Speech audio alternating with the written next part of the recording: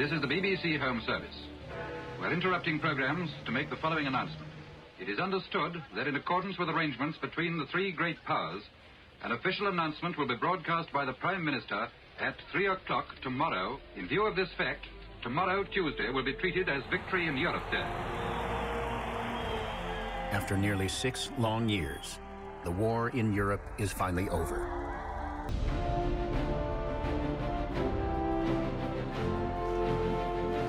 French soldiers pick me up, hoist me on their shoulders, and carry me down the Champs-Élysées shouting, "Vive la France! Vive l'Amérique!"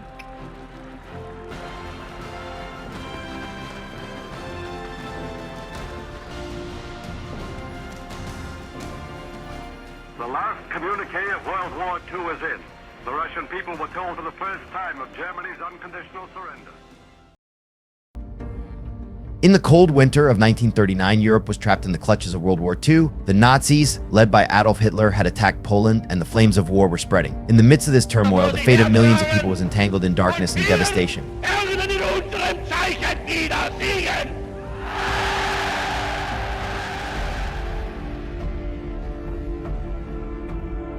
Amidst this chaos, countless stories of courage, sacrifice, and hope were taking shape. Allied soldiers fought valiantly on various fronts to hold back the darkness. Scientists and inventors tirelessly worked in secret hiding to create new weapons of war. Ordinary people around the world did whatever they could to help one another.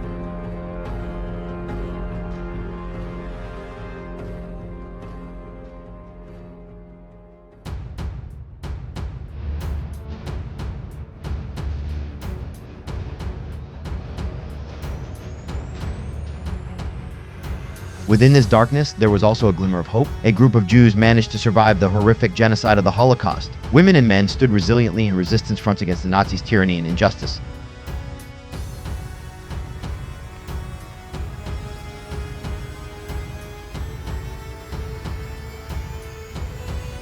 World War II came to an end with the defeat of the aggressors. However, the wounds of this war were deeper than could be easily healed. Millions had lost their lives, homes were destroyed, and families were torn apart. But at the same time, many lessons were learned from this war. Lessons about the dangers of fascism, racism, and warmongering. Lessons about the importance of peace, freedom, and justice. World War II is a complex and tragic story, but at the same time, it is a story of courage, sacrifice, and hope. A story that reminds us that even in the darkest times, the light of hope always exists. During this great war, horrific events and astonishing statistics occurred, indicating extensive destruction throughout Europe and the Urks. It is estimated that between 70 to 85 million people lost their lives in World War II, which accounted for approximately 3% of the world's population in 1940.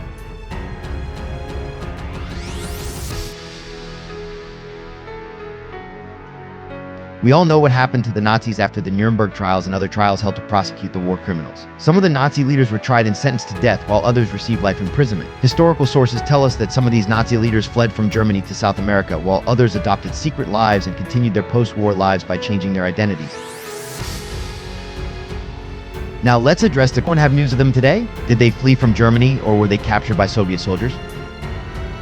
Join us until the end of this intriguing video to delve into these lesser-known secrets of World War II.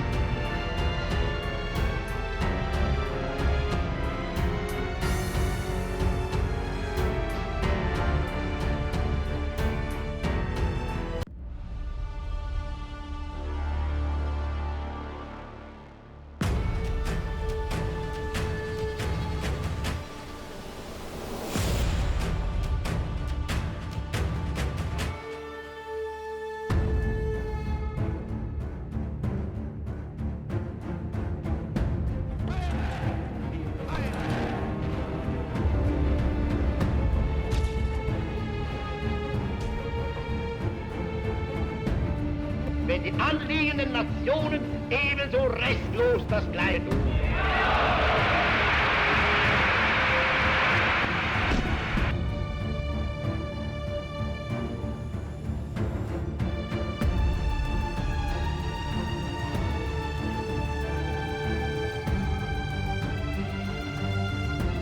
The first person among these women is the wife of Joseph Goebbels, Magda Goebbels, who was responsible for propaganda in the Nazi regime.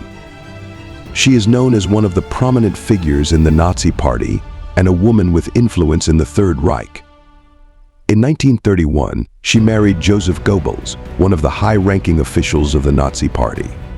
Magda quickly became a prominent figure in the Nazi Party, and played an active role in its propaganda and political activities. Magda Goebbels, as the wife of the Minister of Propaganda, had significant influence in the Third Reich. She was a staunch supporter of Nazi ideology and actively participated in promoting hatred, anti-Semitism, and warmongering. As World War II neared its end and the Allies closed in on Berlin, Magda and Joseph Goebbels made a grim decision to stay loyal to the collapsing regime until the very end. What happened in their final moments remains one of the most haunting chapters of the war. Magda Goebbels is remembered as an ambitious and influential figure, deeply tied to the ideology of the Third Reich. Her story stands as a chilling reminder of the devastation of that era and the consequences of blind fanaticism. The second person is Ilse Proel, or Ilse Hess, the wife of Rudolf Hess, who was the deputy to Adolf Hitler in the Nazi Party. But Ilse married Hess in 1929, and they had a son named Wolf Rudiger Hess. Ilse was deeply devoted to her husband and Nazi ideology. She actively participated in Nazi Party activities and appeared as a speaker at public sessions. Herr Präsident, ich habe gleich zu Beginn der Verhandlung meinem Verteidiger einen Zettel hinlegen lassen, des Inhalts, dass ich der Meinung sei, dass die ganze Verhandlung wesentlich abgekürzt werden kann. After World War II, Hess was sentenced to life imprisonment, and Ilse regularly visited him in prison until his death in 1995.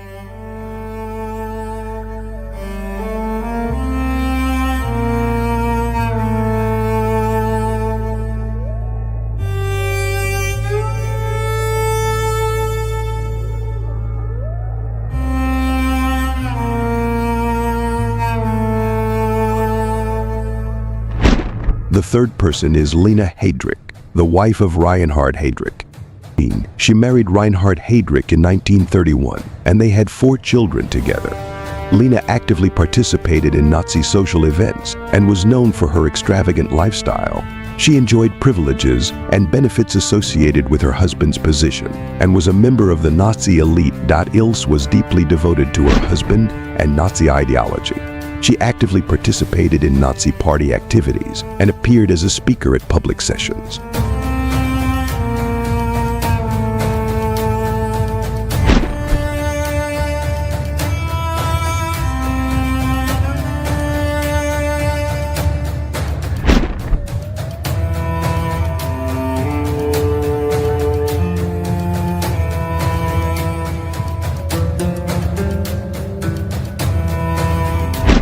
During World War II, Reinhard Heydrich became the deputy protector of Bohemia and Moravia, where he implemented oppressive policies against the Czech population.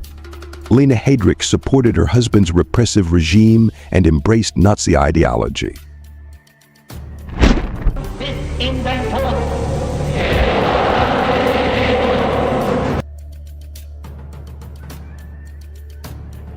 However, in 1942, Reinhard Heydrich was assassinated by Czech resistance fighters.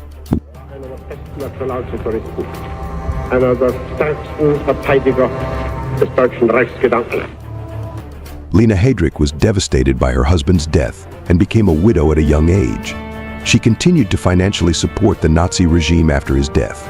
After the war, Lena Heydrich faced consequences for her association with the Nazi regime.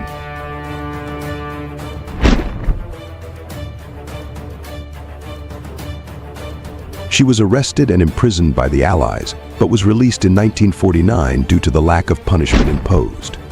This freedom was heavy for many individuals who had close ties to the Nazi Party.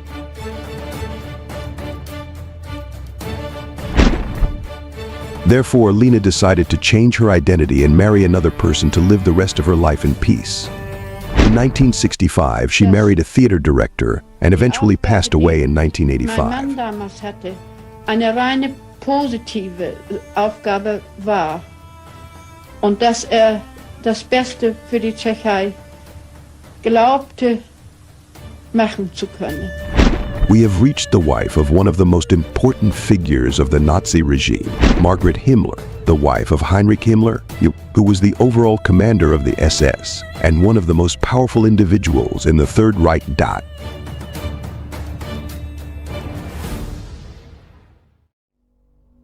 Margaret married Himmler in 1908. They had a child named Gudrun. Margaret strongly believed in her husband and the Nazi ideology. She actively participated in Nazi party activities and played an active role as the leader of the Union of German Women in promoting Nazi ideology among German women. Despite her affiliation with the Nazi regime, Margaret was also involved in humanitarian activities. She worked as the head of the National Socialist Welfare Association and played a role in establishing hospitals, nursing homes, and orphanages. Himmler was among those responsible for creating the conditions for the Holocaust. Margaret was a nurse and began learning the profession during the latter part of World War I. She worked in a hospital affiliated with the German Red Cross. Her acquaintance with her husband occurred during one of Himmler's speeches in Berlin prior to World War II. After their meeting, they stayed in contact, and their relationship led to marriage.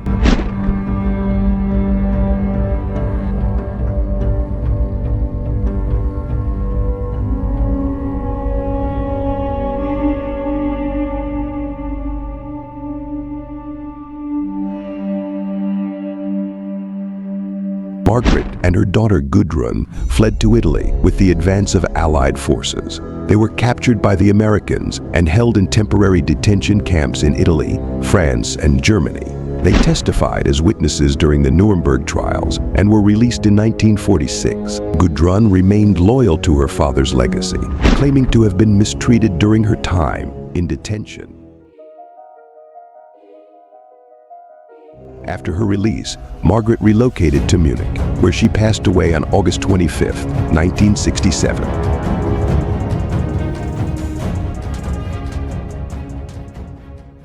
The fifth person is someone whom Hitler trusted a lot, Unity Mitford, Hitler's loyal friend. Unity was one of the prominent women among the Nazis who, despite not being German, earned Hitler's complete trust.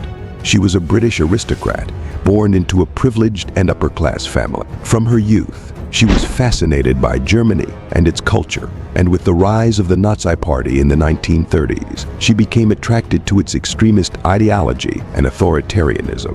In 1934, she moved to Germany and dedicated herself to promoting Nazism in Britain and Europe.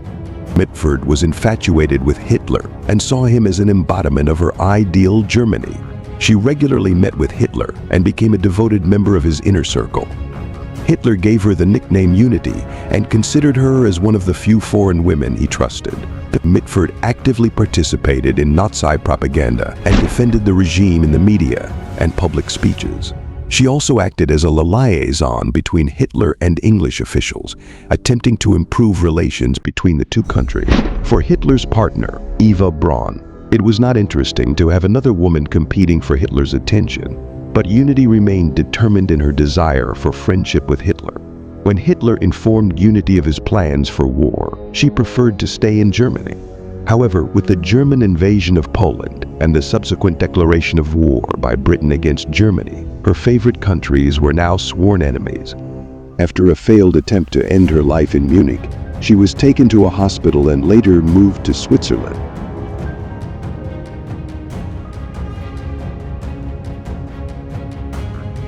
She was returned to her family in England, since the bullet only lodged in her head without causing enough damage to kill her.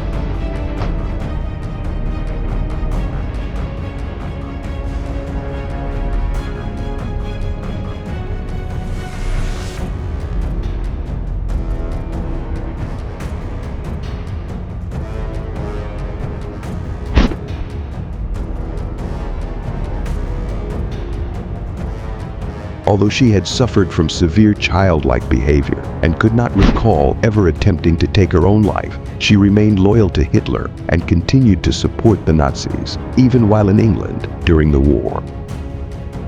Unity Mitford passed away at the age of 33 in 1948 due to meningitis. It is said that the infection caused by the bullet lodged in her brain was the reason for her illness.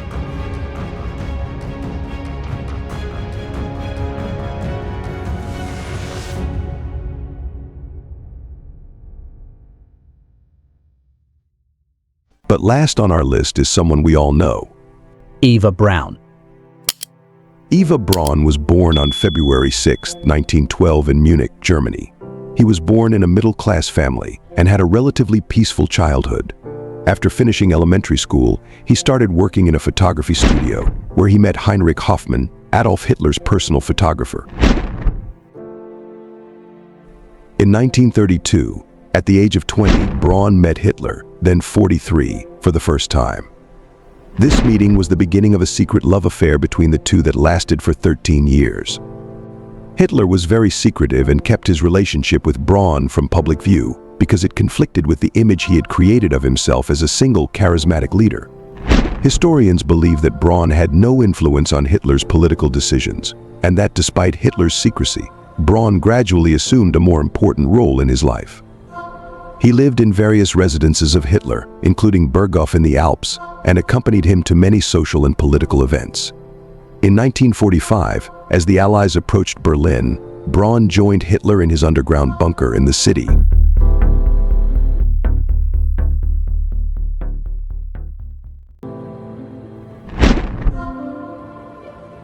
The more we explore World War II, the more we find acts and crimes that are shocking to hear. How a person can become a criminal and create a terrible fate for himself and others. Many of the women who were mentioned in this video were honest and pure people, but membership in the Nazi regime gradually brought about a fate for them that they did not think about. History is full of secrets. Join us to search for these secrets, because in this channel we will talk about various topics that are less talked about. Please subscribe to this channel and like the videos that our team has prepared for you. Thank you.